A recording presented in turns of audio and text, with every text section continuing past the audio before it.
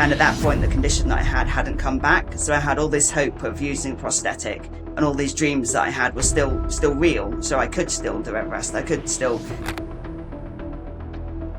And we decided that I was going to go through the hilliest part of the whole country. So I went down literally the west coast, which was over the Glencoe Mountains, through the Mendips, literally. So within 8 months, a group of people that had no experience of putting an event together, put an event together that they were told couldn't happen either. So they were told it wasn't enough time to put an event together of that size. Yeah, so the second one is actually going to be the biggest challenge yet, where starting on the 1st of March 2027, I'm going to be attempting to wheel from the west coast of America across the whole of America to the east coast. Like towels and things, and I had the stump board that I have to have because I can't actually have my leg dangling for too long. So I made a stump board out of the bottom of my cat carrier.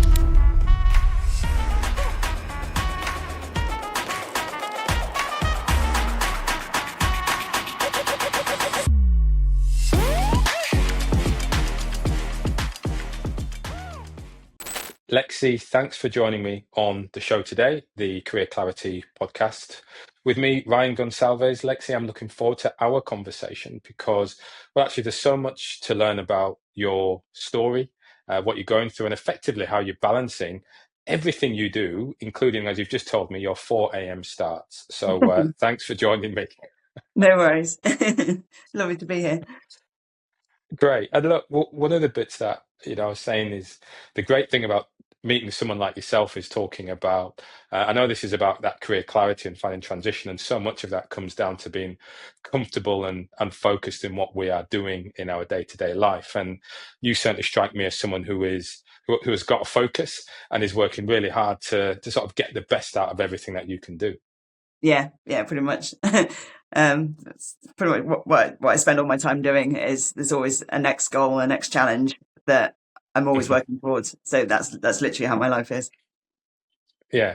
Well, look, for those who don't know you, who are sort of tuning in, watching this, can you just give us that introduction about yourself, give us that infomercial? So obviously Lexi Chambers. I started 3 years ago. 4 years ago, I had my leg amputated below the knee for a chronic pain condition called CRPS, or complex regional pain syndrome. Unfortunately, the condition came back about 2 weeks later, so it meant that I was completely wheelchair dependent. So before that, I was quite sporty on 2 legs, and I'd do anything that I could within sport, really. I played tennis, I did triathlons, I did running, all sorts of things. And I found that I had to completely change my life and try and find something that I could do that was within sport, because that was my life and I didn't want to give that up. So I had one wheelchair, my normal NHS wheelchair that I was given, and that actually took a long time to even get that. And because I can't wear a prosthetic because of the pain condition. So I basically started wheeling around in this normal wheelchair. And then I thought, well, okay, I'm wheeling around. I wanted to set myself a challenge. And I decided to do, it started off doing the London Marathon, and then that escalated to doing triathlons and half marathons and the London Marathon. And I managed to get my first 2 world records 3 years ago doing that. And then that moved on from there to endurance events. So I managed to get another world record for wheeling the furthest distance around a track for 12 hours non-stop. And then last year was my 5th world record, which was where I became the first person ever to wheel from John O'Groats to Land's End using an everyday normal wheelchair.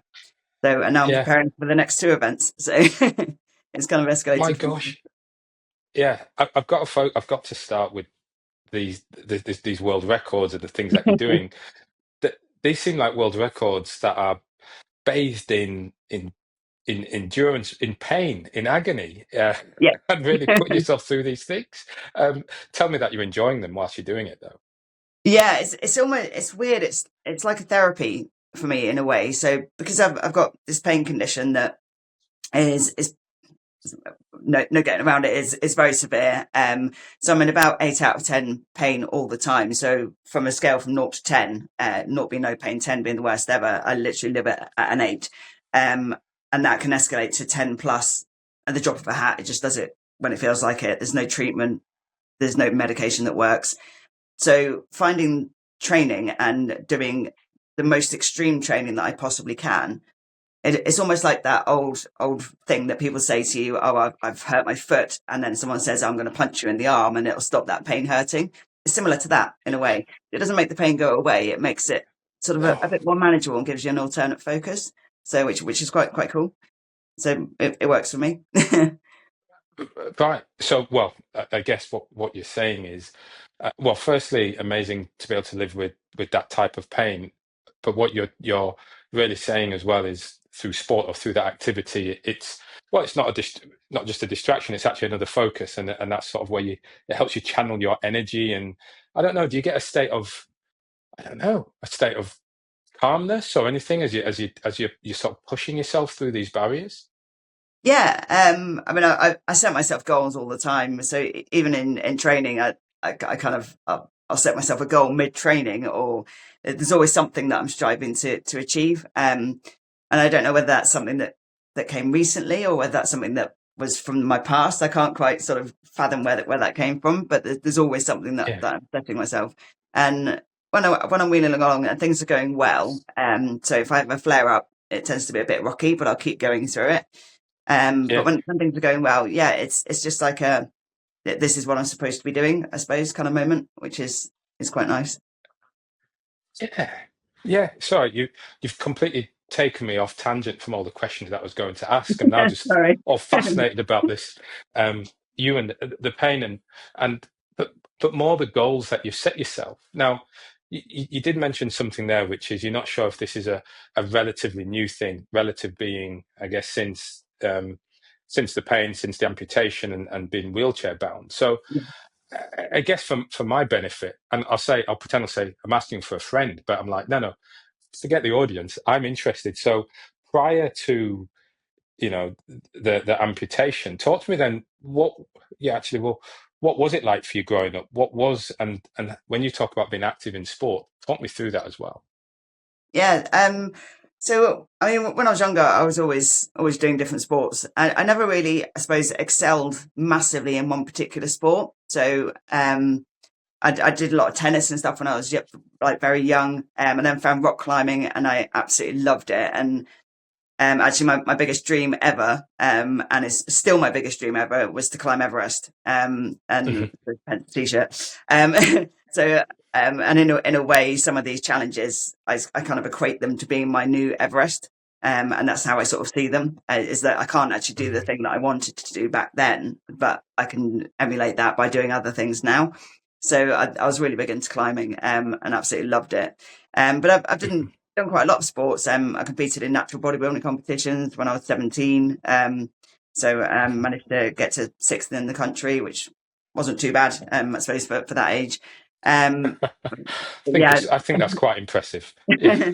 yeah. So lots of different sports, but it wasn't until starting doing what I'm doing now, and lots of people will say to me that you use a normal box standard wheelchair. Why is that?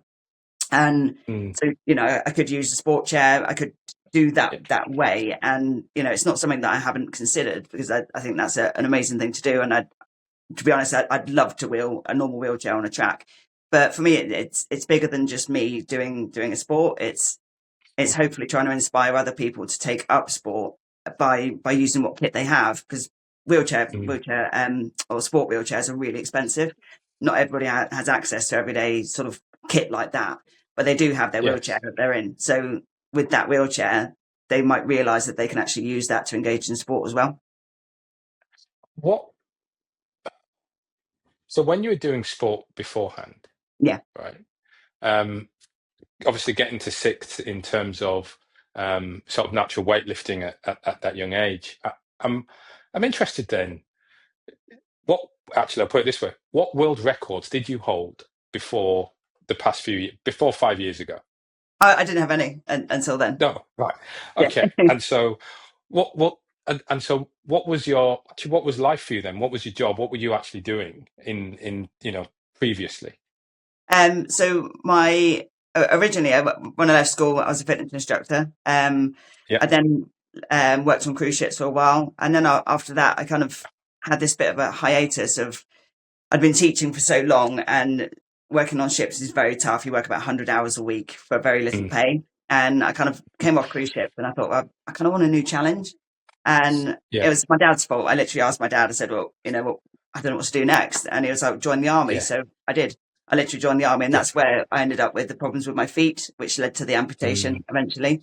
So I yeah, was only in the army for about a year before I came out to try and get my feet sorted out, which yeah, took a very long time to get a diagnosis, put it that way.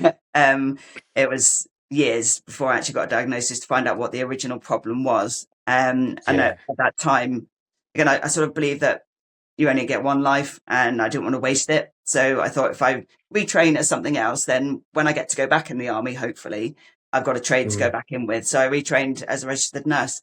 So, and then that I ended up not being able to go back in the army because of the problems with my feet, which led to the amputation. And I ended yeah, up being a nurse for 17 years. So, yeah, unfortunately, I had to retire very, very, very early. And I had the amputation due to the fact that I couldn't work as a nurse with the pain condition that I had, or that I have. yeah, yeah. Amazing, amazing.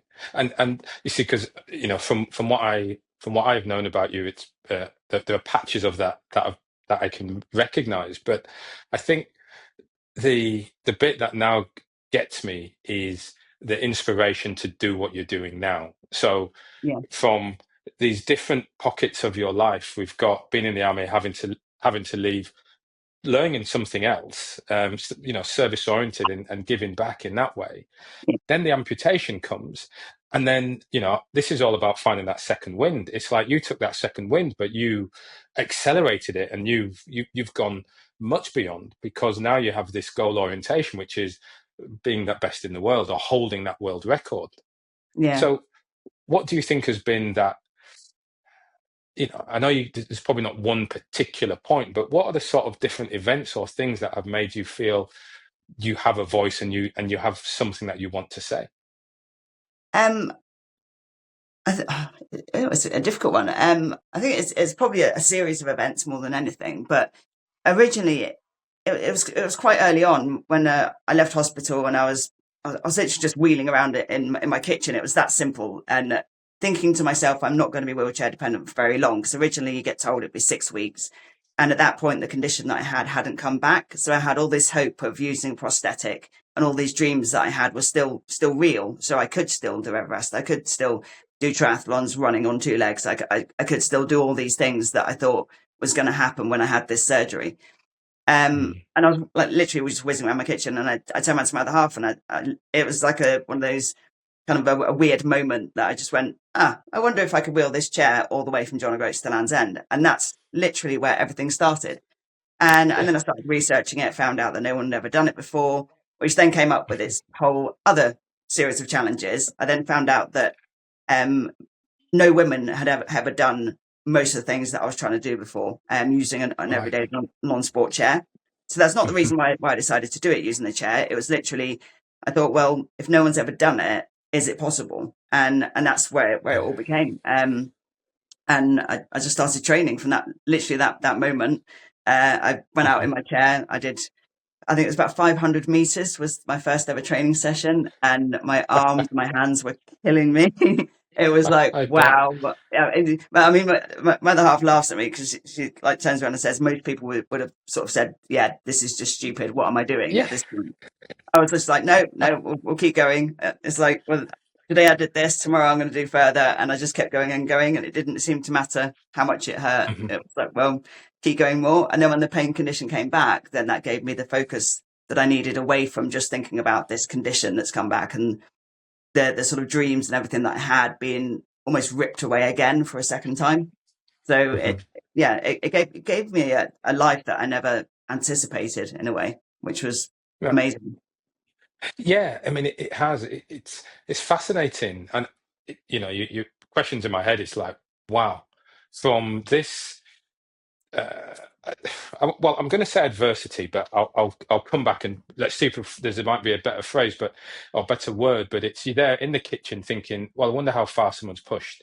How Yeah. far has someone taken themselves? And look, how far is Land's End to John O'Groats?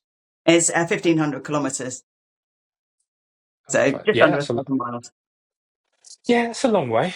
Yeah. That's a long way to go, and it Sort of- isn't all flat. And I'm no. guessing it wasn't sunshine the whole way either, as well. No, definitely not. It was so the route that I took, so a lot of people when they cycle it, they'll go down the middle of the country. And that is the flattest route to take, and quite sensibly. I'm far from sensible. So and we decided that I was going to go through the hilliest part of the whole country. So I went down literally the west coast, which was over the Yeah. Glencoe Mountains, through the Mendips, literally any part of the country that's got mountains in it. I went over those. And we actually clocked that I managed to climb Everest 1.5 times in the whole distance that Okay, I traveled down the country. So that's brilliant. again, why not? Yeah, you've done it. You've done Everest now. We can chill Yeah, out, find essentially, something yeah. else. And so, and so when you're now looking at these the world records, and I actually want to understand what those a little bit more about how you came about taking that one challenge, and then were you looking for that next world record, or again was it just walking around the kitchen chopping up the carrots and you thought, I know what I'm going to do. Yeah. 12 hours, off I go. I mean, what's your moment? What's your point of inspiration for finding these challenges? Yes. So the first one was obviously the kitchen side. But I found out then that it was really difficult to get backing to do something that no one had ever done, because no one believed it was possible. So I realized I had to start small. So that's when I sort of jumped up doing the London Marathon. But that was, it was twofold. It was about giving me a focus for something to do, but it was also about giving back to a charity that had helped me out quite a lot. Yeah. So I'm an army veteran, so I was giving back to a charity called Blesma, and who had helped me. They're amazing. So that's what I decided to do the event for. The world record side just came as a byproduct almost, and that's really what they've been. And they're not my focus at all. I mean they're lovely. They look, they're on the wall. They look lovely, and I'm really chuffed to have them. But my main focus really is about sort of inspiring other people to engage in sport when they don't think that they can, and to fundraise for amazing charities as well. So that they're the two things that I sort of focus on the most. The third thing is another love in my life, which is women's rugby, and I do a lot for trying to sort of show people what women's rugby can do, and the fact that even if you can't Mm, play like me, I can't even play wheelchair rugby because of the conditions that I have. You can still support other sports, and you can still help yeah. people within other sports as well. So yeah, that's sort of how things came about, and each event has kind of has just been a weird moment where, so that the next event, the Dreaming Up the 12 Hours one, I was in hospital Yeah. at that time. So every event that I've done an event and I've ended up back in hospital, not because of the event, but Gosh. just circumstance, having more surgery. And each time I've Yeah. been in for about a month. And so I ended up having 3 surgeries in one. And I was like laying there in hospital, and I was like, right, I still can't get traction for doing John O'Groats to Land's End. So what can I do in the meantime? I don't want to waste a year. So I know I want to raise money for this charity. Let's Yeah. do this. And that's literally how they came about. And then it's sort of researching from there. Has this been done before? And Right. for the 12-hour one, it had been done before by a gentleman who had done it in Italy, which sometimes gives you a bit of hope that it's possible.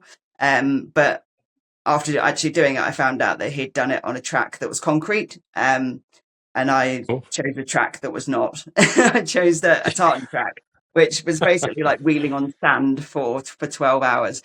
So that, yeah, it's a bit tough, but, but yeah, I mean it's a strange one really. It's nice to have them, obviously, and it certainly helps with doing other events and going forward. And I wouldn't change doing them for the world, because they are wonderful things to have. And when you realise that you've got one, it's just like, wow, this is incredible. But yeah, they're not the sort of sole driving force that I have. No, that's wonderful. It sounds like that purpose, so I talk about, oh, so so I'm going through my mind, what I'm hearing is from you as a youngster that the service orientation, be it army, be it then as a nurse, and now you've accelerated that. So now that service, or the voice that that you're, or the message or mission that you're on, is trying to get people more active in sport, doing sports that perhaps they didn't think they could have, but importantly, Yeah, been doing that with what they have. So yeah, not needing to, as you were mentioning, spend a lot of money on getting special chairs or equipment or anything like that, but basically try and getting up and being active as they are. Yeah, yeah, literally. I mean, I always like to say to people that you've got a pair of trainers, you can go for a run. You've got a wheelchair, you can Mhm. go for a wheel, and it's as simple Yeah, as it gets, really. And that's literally the message that I try and get across. yeah, yeah. And so in delivering that message, what have you had to, I guess, learn in order to be able to get that message across effectively? Um, wow, a lot. So yeah, I mean, a lot of it's just been talking to people and seeing Mhm. other people around and seeing that. I mean, myself included, when I was younger, you sort of it's easy to talk yourself out of doing things, especially Yeah. when they seem really, really difficult, and especially when you've reached some kind of adversity or something like that. And the Mhm. NHS are not particularly helpful in that. The first thing that they'll say to you is, that this is your wheelchair, and that they actually gave me a wheelchair that was 4 inches too wide, and to which I Okay. questioned, and I kept saying, look, this chair is too big for me. What's going on? And their Mhm. answer was, we better give you room to grow. And I was like, Okay. grow as in what? And they were like, oh, where are you going to put weight on because you're now wheelchair dependent? And I was like, but what if I don't? I still need a wheelchair that fits me. So how about Mhm. you actually Yeah. educate people the fact that now Mm. sitting down, you're burning less calories. How about you go down that route rather than, prevention is better than cure, but Yeah. their answer was still the same. And it's something that I kept finding over and over and over again, that the sort of the expectation of when you especially when you're wheelchair dependent is, why don't you get an electric wheelchair? It'll make your life easier. Well, actually it Mhm. doesn't, because the life expectancy for somebody who's wheelchair dependent is 42 years old, which is really, really young. And there's no reason for Yeah. that other than the fact that they this whole sort of idea of, you're now disabled, you can't do everything that you could do before, but actually you can still do some things, and if you can still do some things, why not do them? And there's Mhm. a whole other sort of side to it where it's quite complicated and quite complex, but it's you almost the sort of system, I suppose, that the NHS and lots of other factors come into play when you become wheelchair dependent, or when you have a disability of any kind, that basically almost triggers your brain into thinking that you can't do stuff anymore, that I am Mhm. now disabled and all these things that I wanted to do are not possible. I can't possibly take up a sport because I'm disabled. I can't possibly do this because of this title that you now have. But actually, Yeah. once you realize that it's just another thing, it's just like having a cold or anything like that, obviously a lot more complicated, but you can still engage in some kind of sport and be Yeah. active in some kind of way. So, and it's just Yes. trying to make people see that, they have the potential to do whatever they want to do. You've just got to get up and do it, really. Yes. Yeah. And you give them that motivation, and you're someone who clearly leads by example, in order to encourage others to follow your lead in that regard. Exciting. As much as I Yeah. can. Yeah. And I guess some of those bits that I find quite interesting for you here are, you weren't trained in fundraising and in public speaking or those type. How have you overcome that lack of experience or lack of knowledge to someone who is now well on that path, and has a voice that is being heard and certainly being followed? The fundraising side, yeah, really tough. It's actually, I'd say that the toughest side of everything. It's even tougher than the training, to be honest. Mm. And it's something, I'd say, an equation that I'm still trying to break. um, so we've done quite well so far. So we've raised in the sort of hundreds of thousands in total, for Mhm. the events that I've done so far. Um, but a lot of that is costs to actually get the events done, and then you finally get to raise that money for charity, which is amazing. And I'm learning all the time, and a lot of it's just sort of following other people, trying to learn Mhm. what they've done, try not to emulate similar mistakes that other people have done, and asking questions to people that have succeeded in that area and managed to do really well. The sort of talking side, again, it's a work in progress. So I've just started doing quite a lot of sort of talking engagements on stage to various people. I've just done my first keynote speech, which was amazing. and I've been asked to Yeah. do a few more, which was wonderful. I still Yeah. find it's a very strange thing for me because although it's most of it's largely talking about my life, it's Yeah. surprising how much you forget. To know. I have to sit there with key cards and be like, oh yeah, I forgot I did that bit, and I forgot. Is that me? Is that? Yes. It's very odd, but yeah, it's definitely a work in progress. So. Yeah, that's brilliant. I mean, what's that hardest part then that you found from, in terms of the public speaking? What was the biggest thing you had to overcome to get up on stage and deliver that first keynote? Um, Nerves, most definitely. So the keynote Yeah. was actually only a couple of weeks ago, and normally, when I've sort of done a lot of stuff on stage, I tend to have somebody ask me questions, which I'm a lot more comfortable with, and that means Yeah. that I can just sort of waffle on, and I'm fine with that. Yeah. But actually, sort of giving it a full speech with visuals and remembering to click your button at the right time and everything like that. And I literally sat there on stage, and there was all these people there, like waiting for me to talk, and I was just like holding the microphone, and my hand was just shaking, and I was like, oh no, not now.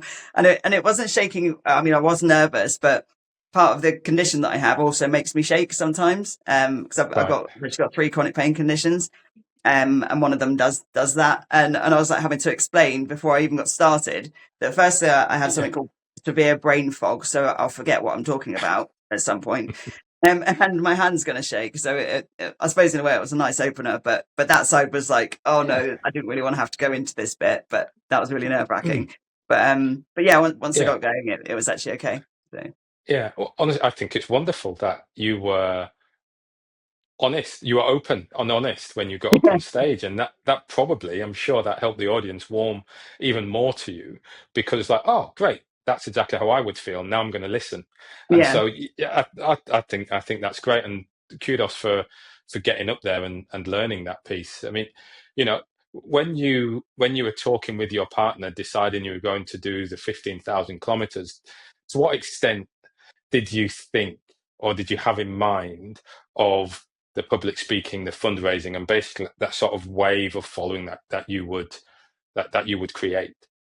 I didn't really think about it, to be honest. It's the same with any event. When these things come along, to me, it's just another part of hopefully helping other people and hopefully helping with the fundraising. So anything I do, it's trying to get the same message out there and trying to help with the next event. And yeah, I mean, I'm very sort of focused on what I'm doing. So as soon as I've got a challenge in mind, my whole Yeah, world becomes about that challenge and that training for that challenge and making sure that I can deliver yeah, that, because it's never just about me. I'm the person mm, that executing it and delivering it. But there's an amazing team in the background that are planning it and putting it all together, and then there's sponsors that I don't want to let down. And there's lovely people that follow me on Instagram that are really invested in my journey and write me lovely messages all the time. And it's that whole sort of not wanting to let yourself down, but not wanting to let a lot of other people down as well. So I kind yeah, of just become that mission driven person. And we have like sort of every 2 weeks we have meetings about the next event of what I'm doing and the planning phase. And the actual group that I've got had no experience in this at all either. So they'd oh, never planned right. anything. So within 8 months, a group of people that had no experience of putting an event together put an event together that they were told couldn't happen either. So they were told it wasn't enough time to put an event together of that size, and that they Mhm. they couldn't do it because they had no experience. Well, again, it just proves that you don't have to have experience to pull something off. That you can work together and you can learn things along the way, and you can become somebody who has experience, because everybody starts somewhere. So and that's what they Yes. managed to do. So Yeah. it's all very very like that. I mean, I quite often joke in the talks that I do about the sort of moment where I said that I wanted to do John O'Groats to Land's End, and my other half's reaction to that was she rolled her eyes and went, "Oh no, here we go," and that was literally what she said.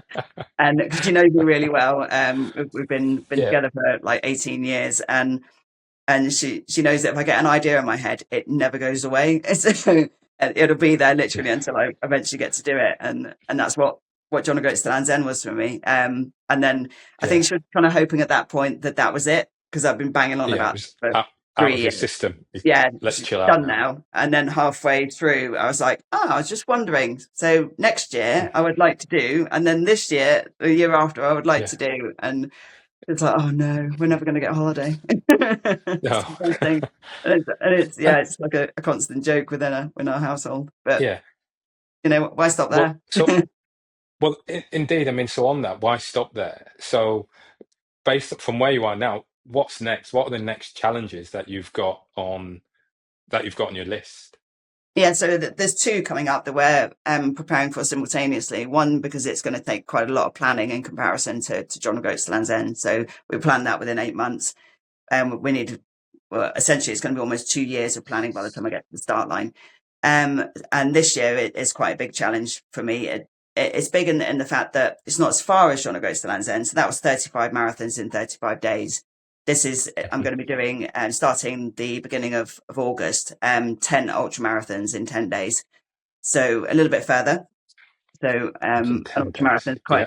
quite tough. And as far as we know, nobody's actually attempted an ultra marathon in an everyday sport chair before. So I've So, done a few in training already, so I know that I can do them. So that's half the battle. which is good. So, Yeah.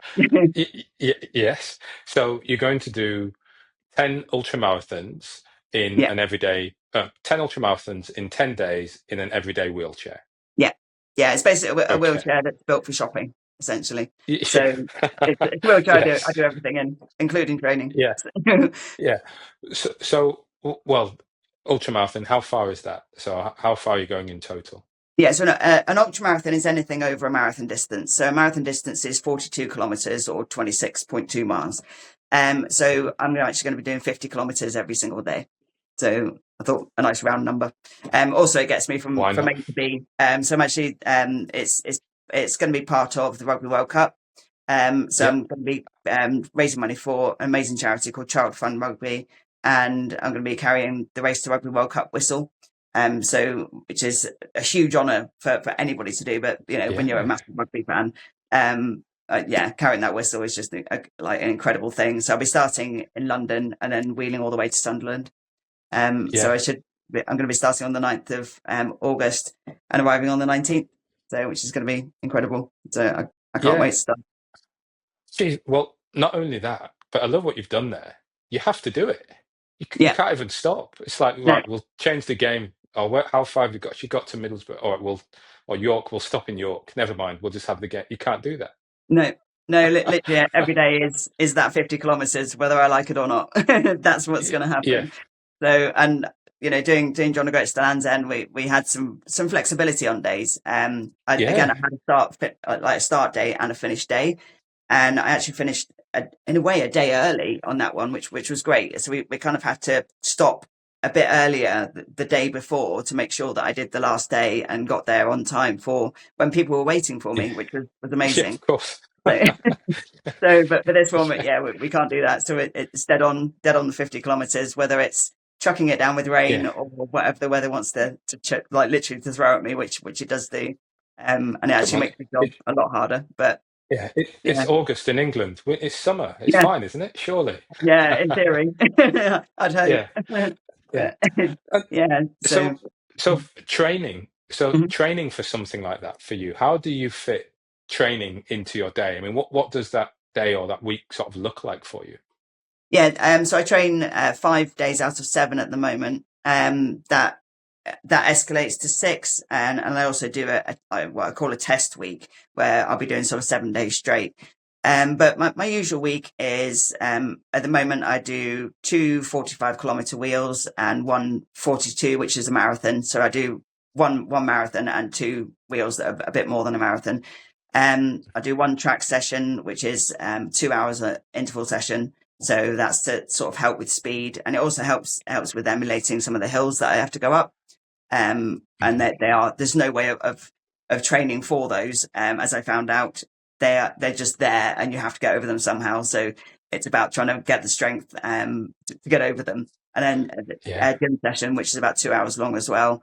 And I back to back that, so I do a gym session with a track session. And Mhm. I'll do things like the sort of sled push that you've got that goes along a carpet, that you see people like Yeah. pushing and running behind, I have Yes. a strap that goes around my waist, and I tow that with about 60 kilos on the back. And again, Okay. just getting used to sort of towing something which helps get up the I, hill. I think So, getting used to going against the gale force winds. That's what yeah, that's going to help you to do. yeah, that as well. Yeah, I mean, I train in a seafront where I live deliberately Yeah. because Mm. it's 2.5 kilometers one way and then 2.5 the other, and invariably one way I've always got a really strong headwind. So I'm doing 2.5 kilometers straight against what can be sometimes 50-mile-an-hour headwinds, Mhm. which is really tough to go against. But again, it worked well last time. Yeah. So once I find something that works, if it isn't broke, don't fix it, kind of thing. So I'll keep going with that same model. Yeah, very true, very true. So how do you fit it in? I mean, I speak to, and listen here, you can have many sort of say dual athletes who are trying to fit things into a busy schedule. Yeah. How do you fit it in, and what struggles do you face? To me, training always comes first, because that's how I'm going to deliver whatever event that I'm doing. So that's the first thing that gets put in my diary, and then everything else gets put around that as much as possible. Sometimes obviously it's not possible, and I have to juggle training around, and I have to move things. So the past couple of weeks, I've had various appointments and things to go to. So instead of Yeah. doing marathon on Monday, Wednesday, Friday, which is what I should do, I've ended up having to do them back to back. So sometimes three in a row, which Mhm. not ideal, and not Mhm. what I'm supposed to be doing, but I see it as, well, actually, I've got to do that on the event anyway. So it's a good test for me. So I try and sort of Yeah. spin everything to be the positive. Um, Yeah. if you ask me, I fit things in quite well. If you ask my other half, she's normally the person that's shouting at me at eight Yeah. o'clock saying, "You've got to put work down now because you need to go to bed at some point." So Yes. I tend to start working the minute I get up, and I don't stop until I go to bed. And that's pretty much every day. So, which is Yeah. it's tough and quite a challenge.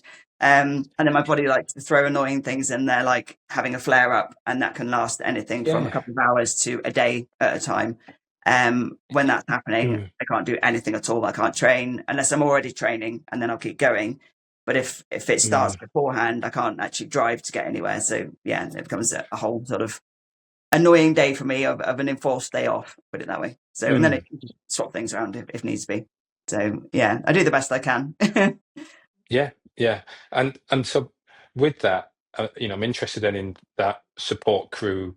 You mentioned before the planning of sessions. It was the first time any of that group had done it. Um, your partner included. So when you now look at this next challenge, and actually you didn't tell me what the one after is. What's the second thing that you're working on? Yeah, so the second one is actually going to be the biggest challenge yet. Where starting on the 1st of March 2027, I'm going to be attempting to Mhm. wheel from the west coast of America across the whole of America to the east coast. So, which is 5,000 kilometers. Wow. So, Well, and that really usually is that. Yeah, that really is crazy. yeah, Okay, so this is March, West Coast to East Coast. So yeah, roughly, I don't know if you know what are the two cities or towns where are you starting? Is it a yeah. is it a known route, or is this a route that you and your um heavily more experienced crew have dreamed up? No, it's a route that we've decided just to take. So we're going to be starting in Los Why not? Angeles. Yeah, going through Yeah. Arizona through the desert is going to be the next part, and then we're taking that line through the bottom end of the country, then finishing in Yeah. Florida. Yes. So Yeah. I was going to say. Amazing, amazing. Again, suitably crazy as well, and yeah, picking your own route. Why not? yeah, I think exactly. that should certainly make it more interesting. So, and I was going to ask then for your crew for that support. How important are they to you? To actually dream up these things and sort of give you that confidence or belief that you can get this stuff done. Yeah, massively. I mean, when we sort of decided that Land's End John O'Groats to Land's End was possible. Again, I was in hospital at that time after doing another event. Again, not Mm. related to the event, but just surgeries that I have to have. And all of a sudden, I found this group that I set a meeting with a few people, and there was more people that I anticipated that turned up, that all suddenly, because I'd done the 12 hours on the track and they saw that I could do that, they suddenly had this sort of belief that it was possible. Hmm. And when it came to doing John O'Groats to Land's End, a few people that knew me quite well said, look, she won't give up. She'll make sure that she does this. But quite a few of the group were still like a bit on the fence of about, I'm not sure whether this is humanly possible. Again, if someone else hasn't done it, why haven't they done it? And that's a valid question. Yeah. And Yeah. the same thing applies to these other events, but now they know me, and they know that it would take an extraordinary thing for me to give up. The thought actually doesn't even come into my head when I'm doing the events at all. So the fact that they believe in me gives me the self-confidence to believe in myself as well. And it's kind of like a lovely kind of group dynamic. But the group has changed. So the group that we had for John O'Groats to Land's End is quite a commitment for everybody. They're all working full time, Mm. and then they're helping me out on the side, which is a lot for somebody to do. So we've got a core member of about 4 people that have carried on to these events. Yeah. And they've stayed with me, and then we're sort of always actively recruiting more people to come in and help with whatever skills they might have. It's always a valid skill as far as I'm concerned. So anybody that wants to join the team and sort of help with planning of these events, more than welcome. But There yeah, you go. There's the call out. yeah. So literally, the only 2 things that I ever ask for is just be who you are, and be positive, and that's it really. And Mhm. that's what the group is. And we've got a wonderful team of they're sort of like a media company, where they design my website and everything for me, which are Great. incredible. And they've been with me the whole way through the last event. They're there through this event, and they're also helping out a little bit with the America event. So Yeah. the amazing husband and wife team from a company called Adopt Star, and they've been with me the whole time, and they are so supportive. And Yeah. there's other people in the background that, like, will go to the sort of wonderful events, and they're like, I don't care about people knowing who I am. I just like helping, and which is just amazing to me that they would give that Yeah. commitment and their time to little old me. So it's just wonderful, and it is very much that I would never ever let them down. But I know they wouldn't let me down either. So it's just incredible, and they mean the world to me. Yeah. Wonderful. So when you think about the the rugby World Cup, when you Yeah. think about the coast to coast in the US, where do you want to take your platform? What's that North Star for you? Um, it's keeping on going, really. My As far as I can see it, the events don't stop there. I actually have a list of 10 that actually keep growing. So Yeah. it's like another concurring joke within our little group, that somebody will mention, oh, I saw so and so doing that the other day, and I'll be like, oh, really? I didn't know about that. And then my other half will turn around and go, don't put any more ideas in our head. Yeah. And that's literally how it keeps going. And then something else gets added to the list. But yeah, keeping on going, and showing people that the sky's the limit, really, that you can achieve Hmm. anything if you just believe in yourself and give it a go. And everybody starts somewhere. So, I started with this really inappropriate chair that I kept falling out of. And I put pictures of that online so people can see exactly what it looked like. It was shocking. It was held together with all sorts of like towels and things, and I had the stump board that I have to have because I can't actually have my leg dangling for too long. Mm. So I Yeah. made a stump board out of the bottom of my cat carrier with a pillow on top, that kept snapping, which was hilarious. And I had all sorts of people that had come running over every time I fell out my chair, and I'd be there laughing on the floor, and it's like, yeah, don't worry about it, I'm fine.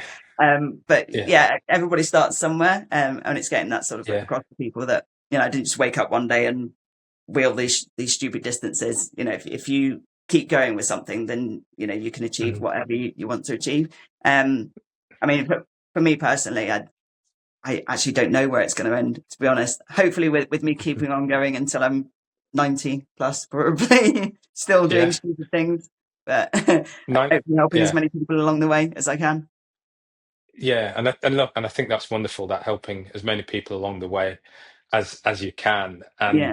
And I think whilst you don't have this yet to have X followers, do this distance, raise this money. For you, it is sort of one, I don't know, one, what do you call it? 'Cause I can't say step. So what do you call it? One wheel at a time? There must be one rotation at a time. Yeah, Maybe there's a yeah, phrase here that we're looking for. There we go. One yeah, rotation at a time, and yeah. helping people along the way to get up and do something with you. Yeah, yeah. I mean, I've had a few people recently. So I was at a rugby game, just with my other half in Wales, watching the England women versus Wales a few weeks ago, and What a while game. in the disabled section, sorry. What a game. Yeah, oh yeah, it was. It was brilliant. I mean, they all were all absolutely incredible, and we try and go to as many as we can.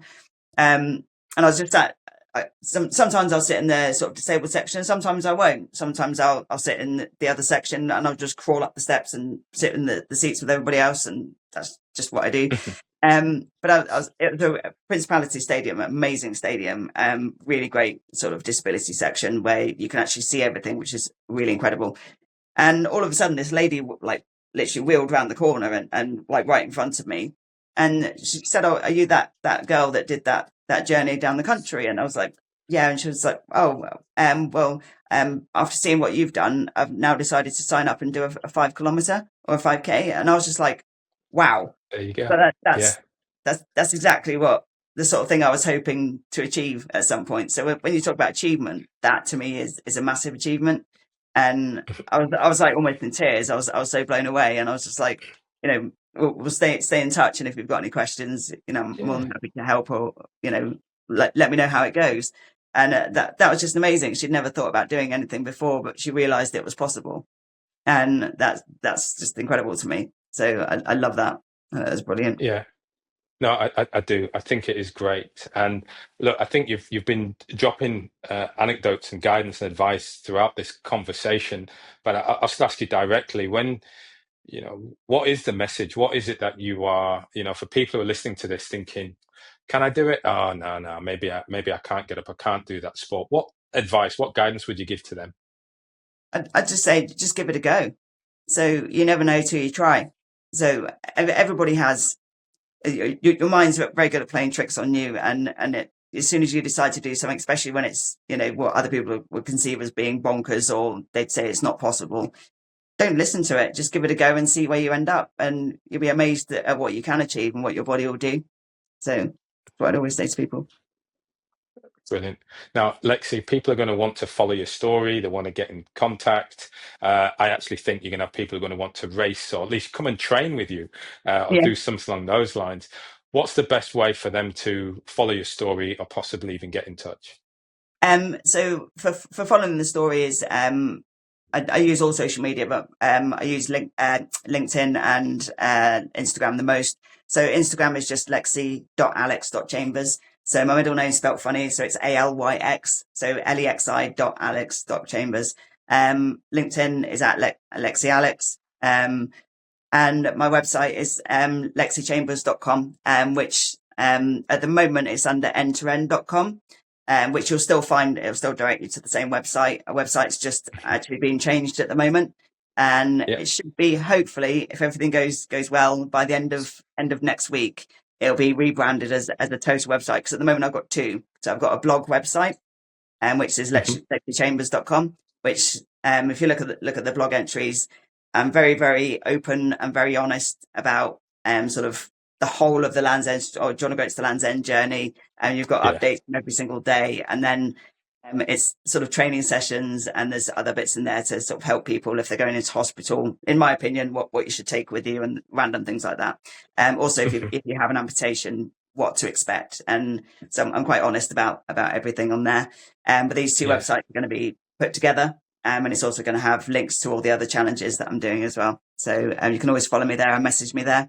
Or if you want to message or email me directly, it's lexialexchambers77@gmail.com. Wonderful. Lexi, what we'll do is we'll pop all of that into the show notes as well. And I think by the time this goes live, hopefully everything there is in one wonderful, happy place. But listen, I want to say massive thanks for joining me on the show and sharing Thank your you. story. Awesome moments of inspiration. And yeah, I got to say, so best of luck to you as well. Thank you so much.